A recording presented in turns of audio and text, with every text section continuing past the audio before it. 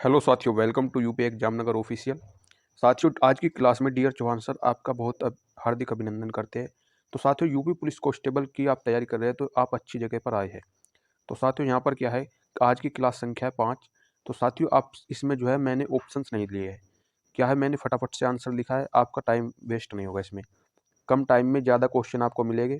और साथियों, आपको क्वेश्चन फटाफट से देखना है, अच्छे क्वेश्चन है, बहुत ही जो पिछली बार एग्जाम में पूछे जा चुके हैं। ठीक है, कुछ शॉर्ट शॉर्ट टाइप के क्वेश्चन है, आपको बहुत ही आसानी से समझने हैं। साथियों, लास्ट तक जरूर देखना है, बहुत ही बढ़िया क्लास होने वाली है आज की। नहीं देखना चाहते वो आपकी मर्जी है, मैं आपको कोई दबाव नहीं डाल रहा हूँ। और साथियों, जो भी चैनल पे आए हैं तो प्लीज़ चैनल को सब्सक्राइब कर लीजिए, वीडियो को लाइक कर लीजिए। और जो है डेली क्लास होती है शाम के 6 बजे, और डेली आपको हमारे साथ जुड़ लेना है। साथियों, आज के क्वेश्चन की शुरुआत करते हैं। वास्को डी गामा सर्वप्रथम भारत में कहाँ आया था? ठीक है, जो वास्को डी गामा है, ये सबसे पहले भारत में कहाँ पर आया था?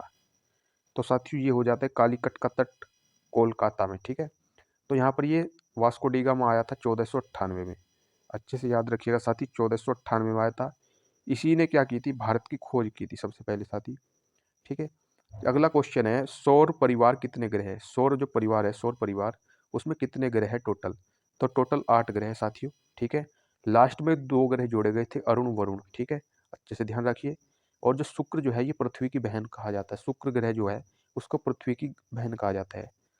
क्वेश्चन नंबर तीसरा देखिए, नींबू और संतरे में कौन सा विटामिन पाया जाता है? देखो, जितने भी ज़्यादातर खट्टे पदार्थ होते हैं ना, हमारे खट्टे फल वगैरह होते हैं, तो उनमें हमारा विटामिन सी मिलता है साथियों। याद रखिए अच्छे से। ठीक है, क्वेश्चन बहुत ही इंपॉर्टेंट है, लास्ट तक जरूर देखना है। ठीक है, और आए हो तो वीडियो पे लाइक शेयर सब्सक्राइब जरूर कर दीजिए। प्लीज़ हमें सपोर्ट कीजिए मेरे प्यारे दोस्तों। तो क्वेश्चन है हमारा, बैसाखी त्यौहार किस धर्म के लोग मनाते हैं?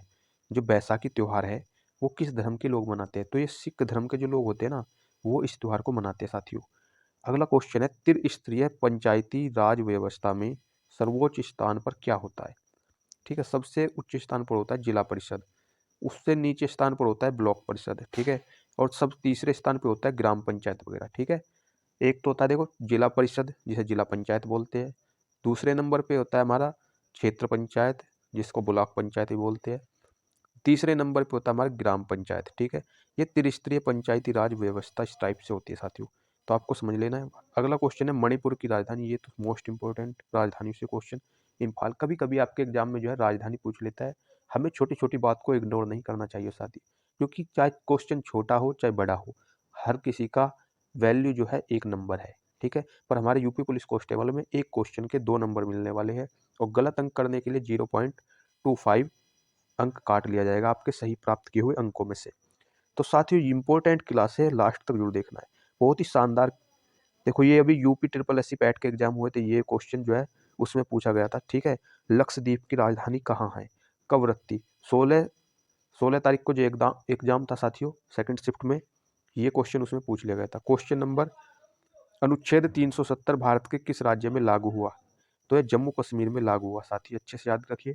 370 जो है जम्मू कश्मीर में लागू हुआ। अगला क्वेश्चन, भारतीय इतिहास का सबसे प्राचीन काल कौन सा है? ठीक है, सिंधु सभ्यता का जो काल है ना, ये सबसे प्राचीन काल माना जाता है साथी, याद रखिए अच्छे से। कम टाइम में अधिक क्वेश्चन आपके लिए है। ठीक है, प्यारे दोस्तों, मैं आपसे अनुरोध करता हूँ, जिन्होंने लाइक नहीं किया लाइक जरूर कर दे, और चैनल को सब्सक्राइब करके बेल आइकन ऑल प्रेस जरूर कर दे। क्वेश्चन अगला है, किस स्थान पर तेल रिफाइनरी कारखाना है? ठीक है, हमारे बरौनी के अंदर जो है ना तेल कारखाना, तेल रिफाइनरी देखने को मिलती है साथी, याद रखिएगा, बरौनी के अंदर। अगला क्वेश्चन है, कौन सा राज्य भारत के सबसे पूर्वी भाग पर स्थित है? कौन सा राज्य जो है पूर्वी भाग पे? देखो, अरुणाचल प्रदेश है ना, इसमें क्या कहते हैं, हमारे सूर्य का सबसे पहले प्रकाश की किरण पड़ती है। आप अच्छे से याद रखिए कि भाई सूर्य की प्रकाश सबसे पहले कहाँ पड़ेगी? पूर्व में निकलता है सूर्य। ठीक है, सूर्य पूर्व में निकला तो पूर्व में क्या है? अरुणाचल प्रदेश। तो अरुणाचल प्रदेश हमारा सबसे पूर्व का राज्य हो जाएगा, तो उसका सही जवाब हो जाएगा अरुणाचल प्रदेश। अगला क्वेश्चन देखो, विषुवत रेखा से अभी भी क्वेश्चन पूछा गया था साथी, UP triple S C PET में भी पूछ रखा था ये क्वेश्चन। विषुवत रेखा के समांतर क्या है? तो अक्षांश जो है विषुवत रेखा के समांतर हो जाता है। ठीक है, तो साथियों, मोस्ट इंपॉर्टेंट क्वेश्चन है, अंत तक जरूर देखना है आपको, बहुत ही अच्छे क्वेश्चन है। डिस्कवरी ऑफ इंडिया नामक पुस्तक किसने लिखी? देखो, जवाहरलाल नेहरू ने ये पुस्तक लिखी है साथी। ठीक है, और अभी हमारे पैट के जो एग्जाम में पूछा था, हिंद स्वराज पुस्तक, तो देखने में ये लग रही थी जवाहरलाल नेहरू की, लेकिन इसका आंसर था महात्मा गांधी। तो हिंद स्वराज जो पुस्तक है वो हमारी महात्मा गांधी ने लिखी है। साथ ही ये याद रखिए, हिंद स्वराज जो पुस्तक है ये लिखी थी महात्मा गांधी जी ने। ठीक है, अच्छे से याद रखिए। तो अगला क्वेश्चन है, कौन सी नदी जो है महाराष्ट्र के नासिक से निकलती है? तो गोदावरी जो नदी है ना, ये नासिक से निकलती है महाराष्ट्र के। ठीक है, अच्छे से याद रखिए मेरे साथियों। मोस्ट इंपॉर्टेंट क्वेश्चन है। डियर चौहान आपके हर कदम के साथ में है। ठीक है, आप बिल्कुल भी घबराइए मत, सहानुभूति से आराम से तैयारी कीजिए। एग्जाम जैसे ही आएगा पास में बिल्कुल शानदार तैयारी कीजिए। प्रैक्टिस सेट भी हो गया आपके बाद में। अगला क्वेश्चन है, देखो साथियों, कौन सा नाथुला दर्रा के पार है? नाथुला दर्रा के पार कौन सा है? चीन पड़ता है दोस्तों, नाथुला दर्रा। ठीक है, नाथुला दर्रा मेरे अकॉर्डिंग ये हिमाचल प्रदेश में पड़ता है साथी। ठीक है, अगला क्वेश्चन है, शाहनामा किसकी कृति है? तो शाहनामा जो कृति, कृति का मतलब बहुत से बालक नहीं जानते होंगे। तो कृति का मतलब होता है रचना। ठीक है, रचना कह लो और कृति कह लो एक ही बात है साथी। तो शाहनामा जो रचना है ये किसकी है? फिरदौसी की है। तो फिरदौसी सही जवाब होगा। पुर्तगालियों का भारत में पहली फैक्ट्री कहाँ स्थापित हुई? तो पुर्तगालियों ने भारत में पहली फैक्ट्री की थी कोचीन में। तो कोचीन सही जवाब होगा। ठीक है, आपसे घुमा घुमा कर क्वेश्चन पूछ लेगा साथी। तो क्वेश्चन है, किस भारतीय राज्य में विशाखापट्टनम बंदरगाह स्थित है? विशाखा जो पट्टनम बंदरगाह है ये भारत के किस राज्य में है? तो आंध्र प्रदेश में हो जाएगा साथी। ठीक है, विशाखापट्टनम जो बंदरगाह है ये आंध्र प्रदेश में स्थित है। साथियों, मैं आपसे एक बार फिर से प्रार्थना करता हूँ कि जिन्होंने लाइक नहीं किया लाइक कर दीजिए, और चैनल पे आए हो तो चैनल को सब्सक्राइब करके बेल आइकन ऑल प्रेस जरूर कीजिए।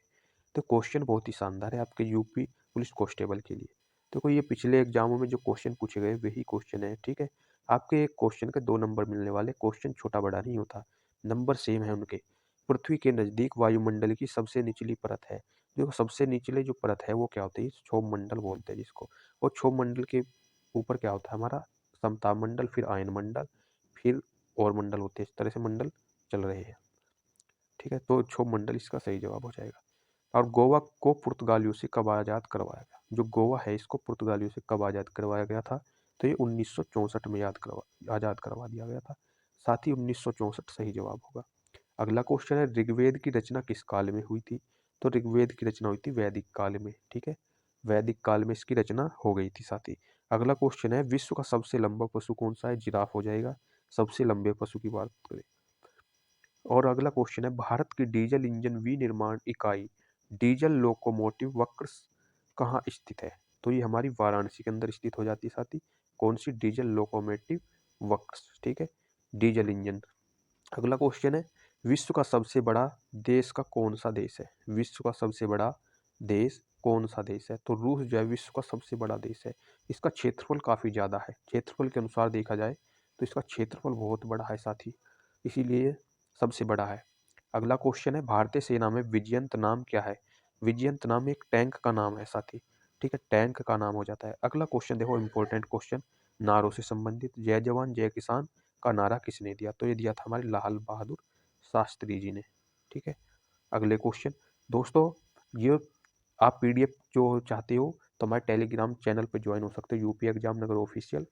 ठीक है, और वहाँ से आपको पीडीएफ भी मिल जाएगी। अगले क्वेश्चन है, डिस्क्रिप्शन में लिंक वगैरह दिए दिए गए हैं, आप हमारे इंस्टाग्राम लिंक से भी ज्वाइन हो सकते हैं। भारतीय गणराज्य के प्रथम राष्ट्रपति कौन थे? ठीक है, प्रथम राष्ट्रपति की बात करें साथी तो ये हो जाते हैं डॉक्टर राजेंद्र प्रसाद। क्वेश्चन अगला है, संविधान के प्रारूप समिति के चेयरमैन कौन थे? देखो ये एग्जाम में भी हाल ही में पूछा गया था क्वेश्चन। ठीक है, प्रारूप समिति के अध्यक्ष कौन थे? तो ये थे डॉक्टर भीमराव अम्बेडकर। डॉक्टर भीमराव अम्बेडकर थे साथी। अगला क्वेश्चन, ये इंपॉर्टेंट क्वेश्चन है साथी, अच्छे से याद कर लीजिए। बोध गया किस धर्म से संबंधित है? तो ये बौद्ध धर्म से, ये तो सीधा सीधा बता रहा है। अगला क्वेश्चन है, चीनी यात्री फायान किसके काल में भारत आया था? तो यह आया था विक्रमादित्य के काल में। जो चीनी यात्री फायान था ना वो विक्रमादित्य का शासन था उस टाइम आया था वो भारत में।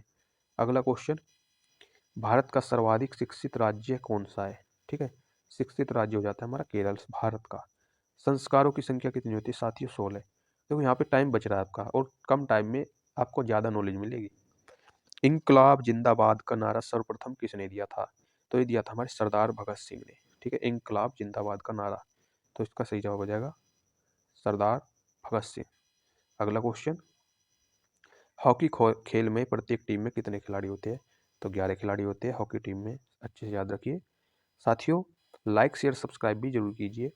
जिन्होंने अभी तक लाइक सब्सक्राइब नहीं किया है जरूर कर दे मेरे प्यारे दोस्तों। चाचा जी के नाम से जाने जाते थे, तो पंडित जवाहरलाल नेहरू को चाचा जी के नाम से जानते थे। मोस्ट इंपोर्टेंट क्वेश्चन है साथियों, पुर्तगालियों का भारत में पहला गवर्नर कौन था? ठीक है, भारत में जो पहला गवर्नर था पुर्तगालियों का, ये था अल्मीडा। अल्मीडा ये काफी बार पूछा जा चुका है, मैं भी काफी बार एग्जाम में देख चुका हूँ ये क्वेश्चन। पुर्तगालियों का भारत में पहला गवर्नर कौन था? ये था अल्मीडा। अल्मीडा। भारत का सर्वोच्च पुरस्कार क्या हो जाता है? भारत रत्न हो जाता है साथी, अच्छे से याद रखिए। हिंदू विवाह कुल कितने प्रकार के? 8 प्रकार के होते हैं। अलीगढ़ किस उत्पाद के लिए मशहूर है? ताले के लिए मशहूर है साथी। और मिर्जापुर हमारे कालीन के लिए फेमस है। ठीक है, मिर्जापुर जो वेब सीरीज आई थी उसमें कालीन भैया बड़े ही फेमस थे। अगले क्वेश्चन देखते हैं, नील नदी के किनारे कौन सी सभ्यता का विकास हुआ था? जो नील नदी है उसके किनारे हुआ था मिस्र की सभ्यता का विकास, अच्छे से याद रखिए। अगला क्वेश्चन है, भारत का कौन सा शहर गुलाबी नगरी के नाम से जाना जाता है? तो ये जयपुर हो जाएगा। श्रीलंका की मुद्रा का क्या नाम? रुपया हो जाएगा। ठीक है, श्रीलंका में भी हमारा रुपया चलता है और पाकिस्तान में भी रुपया चलता है। ठीक है, श्रीलंका की राजधानी हो जाती है श्री जयवर्धनपुरे। ठीक है, अगला क्वेश्चन है, भारत के संविधान को बनाने के लिए गठित संविधान सभा के अध्यक्ष कौन थे? तो ये थे डॉक्टर राजेंद्र प्रसाद। डॉक्टर राजेंद्र प्रसाद हो जाते हैं। अगले क्वेश्चन है, डचों की भारत में पहली फैक्ट्री कहाँ पर खोली गई? तो ये खोली गई थी हमारे मछलीपट्टनम में। ठीक है, मछलीपट्टनम में। सिख धर्म के संस्थापक कौन हो जाते हैं? ये हो जाते हैं गुरु नानक देव। अगला क्वेश्चन है, राष्ट्रीय रक्षा अकादमी कहाँ स्थित है? ये देहरादून में स्थित हो जाती है। माउंट एवरेस्ट पर चढ़ने वाला प्रथम व्यक्ति कौन था? तेंजिंग नोर्गे। ये अच्छे से याद रखिएगा, माउंट एवरेस्ट पर चढ़ने वाला जो पहला आदमी था वो था तेंजिंग नोर्गे। ठीक है, अगले क्वेश्चन, किस स्थान पर महात्मा बुद्ध ने ज्ञान प्राप्त किया था? तो बोध गया में प्राप्त किया था। ठीक है, ये तो याद होना चाहिए आपको, ये एग्जाम में काफी बार पूछा जा चुका है क्वेश्चन। ठीक है, ये तो काफी बार पूछा जा चुका है। अगला क्वेश्चन, पानीपत का पहला युद्ध लड़ा गया था 1526 में। ठीक है, 1526 में बाबर और इब्राहिम लोदी के बीच में। आकार की दृष्टि से सबसे बड़ा ग्रह कौन सा है? तो बृहस्पति हो जाता है आकार में। तो किस भारतीय नेता को भारत का लौह पुरुष के नाम से जानते? तो सरदार वल्लभ भाई पटेल हो जाएगा सही जवाब। अगला क्वेश्चन, अंग्रेजों की भारत में प्रथम फैक्ट्री कहाँ पर स्थापित हुई थी? जो अंग्रेजों की पहली फैक्ट्री थी वो कहाँ पर स्थापित हुई थी? तो सूरत सही जवाब हो जाएगा। साथियों, जिन्होंने अभी तक लाइक नहीं किया लाइक कर दीजिए, मैं आपसे बार बार कह रहा हूँ लाइक कर दीजिए और साथ में शेयर सब्सक्राइब कर दीजिए। सब्सक्राइब भी कर दीजिए, हमें सपोर्ट कीजिए मेरे प्यारे दोस्तों, प्लीज़ हमें भी सपोर्ट कीजिए। इतना काम, 3 काम आपको करना है, बिल्कुल फ्री में होता है, बिल्कुल फ्री में। अगले क्वेश्चन है, कारगिल कस्बा किस राज्य में है? कारगिल कस्बा जो है किस राज्य में हो जाता है? ये जम्मू कश्मीर में हो जाता है। भारत के किस शहर में जंतर मंतर स्थित है? ये जंतर मंतर पूछ लिया था, जंतर मंदिर मंत्र जो है मंदिर कहाँ स्थित है? दिल्ली में हो जाता है। किस मुगल राजा ने धार्मिक संप्रदाय दीन ए इलाही की स्थापना की? देखो ये दीन ए इलाही काफी बार एग्जाम में पूछा जा चुका है। दीन ए इलाही की स्थापना किसने की थी? तो अकबर ने की थी। कुछ बंदे क्या करते हैं यहाँ पर कुतुबुद्दीन ऐबक लगा देते हैं। ठीक है, ये गलत हो जाएगा। अशोक के शिलालेखों को सर्वप्रथम किसने पढ़ा था? तो जेम्स प्रीसेप ने पढ़ा था। अशोक के शिलालेख को पढ़ने की उसी ने सबसे पहली कोशिश की थी साथी। ठीक है, उसी ने सबसे पहले पढ़ लिया था इसको। अजमेर किस सूफी संत से संबंधित है? अजमेर जो है किस सूफी संत से संबंधित हो जाता है? ख्वाजा मोइनुद्दीन चिश्ती से संबंध हो जाता है इसका, अजमेर का। यहाँ पर इसकी दरगाह है साथी अजमेर में। ठीक है, जिससे हम अढ़ाई दिन का झोपड़ा बोलते हैं। अगला क्वेश्चन है, प्रसिद्ध नाटक शकुंतला किसने लिखी थी? तो महाकवि कालिदास ने लिखी थी, काली देवी की कृपा से इन्हें ज्ञान प्राप्त हुआ था। अगला क्वेश्चन है, माओ तसे तुंग संबंधित है, चीन से संबंध होगा भाई इनका, चीनी नाम है ऐसे ही समझ लो। विश्व का सबसे बड़ा मरुस्थल कौन सा हो जाएगा? तो सहारा का मरुस्थल सबसे बड़ा मरुस्थल हो जाता है विश्व का।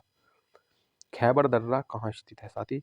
खैबर दर्रा देखो काफी बार एग्जाम में पूछा है। खैबर दर्रा ये पड़ोस की बात है हमारे देश की, तो अफगानिस्तान और पाकिस्तान की 106 किलोमीटर की सीमा लगती है मेरे प्यारे दोस्तों इसकी, पाक भारत और अफगानिस्तान की। अगला क्वेश्चन है, जलियांवाला बाग किस शहर में स्थित है? तो अमृतसर में हो जाएगा, पंजाब के। ठीक है, अगला क्वेश्चन है, किस देश को झीलों का देश कहा जाता है? तो फिनलैंड को कहा जाएगा झीलों का देश। साथ ही मोस्ट इंपोर्टेंट क्वेश्चन है, आपको बेसिक सी जानकारी होनी चाहिए एग्जाम पास करने के लिए। साथियों अब क्या करना है आपको?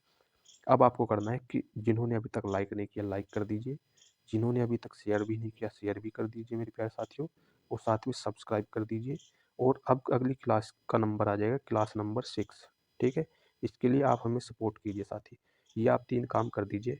मैं आपसे बार बार अनुरोध कर रहा हूँ, बिल्कुल फ्री में होता है ये साथी, बिल्कुल फ्री में। तो साथियों मैं मिलता हूँ नेक्स्ट वीडियो में, यूपी पुलिस कांस्टेबल की तैयारी की नेक्स्ट वीडियो के साथ। तब तक के लिए दीजिए इजाज़त। धन्यवाद।